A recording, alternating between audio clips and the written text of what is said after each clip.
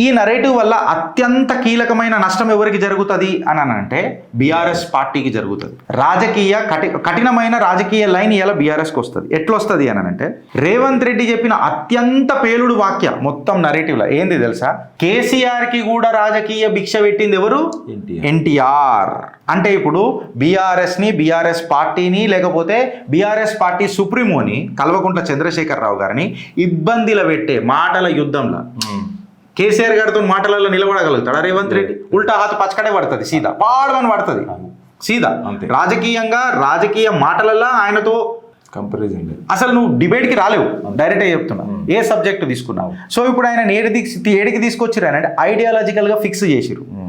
ఇప్పుడు ఆయన ఎన్టీఆర్ని ఇట్లా ఏమని అన్నాడు అనుకో, మీ కొడుకు పేరు కూడా తారక రామారావు అని పెట్టుకున్నావు కదా, మళ్ళీ ఎందుకు పెట్టుకున్నావు అనే ఒక సందిగ్ధంలా కేసీఆర్ని కంప్లీట్గా కూర్చోబెట్టే ప్రయత్నం చేసిరు. అంటే ముగ్గు గీసి కేసీఆర్ని కూర్చోబెట్టే ప్రయత్నం చేసిండ్రు. అంటే కేసీఆర్ తెలంగాణ స్వతంత్రీయ రాజకీయ ఉత్పత్తి కాదు, అది ఎన్టీఆర్ పెట్టిన భిక్షనే.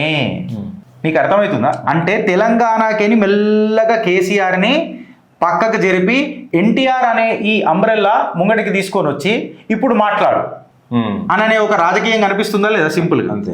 కేసీఆర్ తనకు రాజకీయ భిక్ష పెట్టిన ఆయన మీద ఎట్లా మాట్లాడతాడు? ఎందుకంటే కేసీఆర్ది వెన్నుపోటు రాజకీయాలు కావు కదా, సీదా రాజకీయాలు. కేసీఆర్ వెన్నుపోటు వేసి రాలే, ఉద్యమం చేసి వచ్చిండు.